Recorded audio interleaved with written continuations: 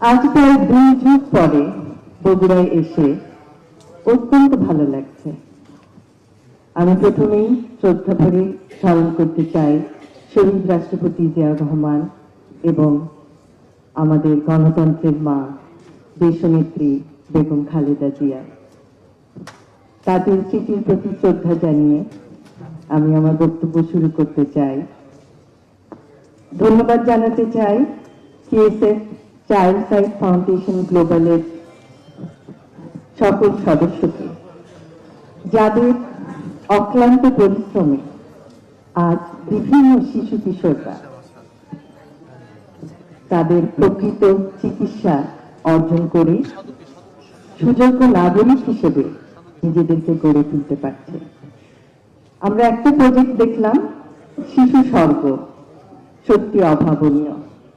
আমরা কিভাবে নিজেদের প্রচেষ্টায় শিশুদেরকে একটি স্বর্গের মতো সুন্দর স্থানে নিয়ে যেতে পারি, যেখানে তারা শিখছে আত্মবিশ্বাস, যেখানে তারা শিখছে নিজের প্রতি আত্মবিশ্বাসের ফলে এগিয়ে যাওয়া, জ্ঞানের আলোকে এবং অন্ধকার থেকে নিজেদেরকে প্রতিষ্ঠিত করা। আমি অত্যন্ত অভিভূত হয়েছি সিএসএফ এর অন্তর্গত প্রোগ্রামে দুইজন যে বক্তব্য রাখলেন এবং একজন বললেন তিনি কবিতা লেখেন, তিনি আইটি সেক্টরেও কাজ করছেন।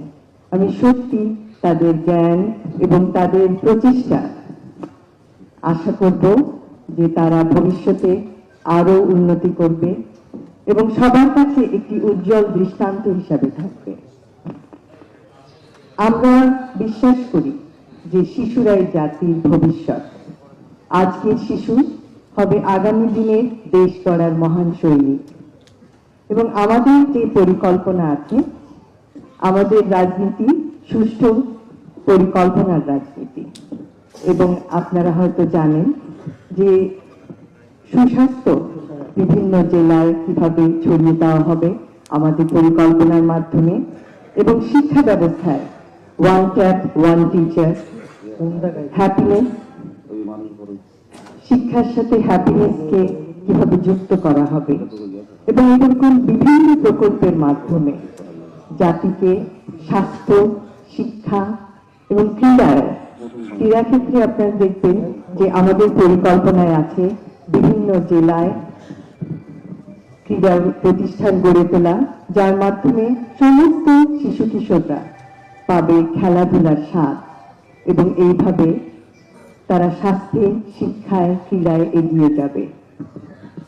আমি আবারও সিএসএফ গ্লোবালকে অত্যন্ত আন্তরিকভাবে ধন্যবাদ জানাচ্ছি আমাদেরকে এখানে আজকে আমন্ত্রিত করে আনার জন্য, এবং এই প্রতিষ্ঠানের উত্তরোত্তর উন্নতি কামনা করছি এবং সকল ভাই বোনেরা যারা এই প্রতিষ্ঠানের সাথে যুক্ত তাদের উজ্জ্বল ভবিষ্যৎ কামনা করে আমার বক্তব্য এখানেই শেষ করছি।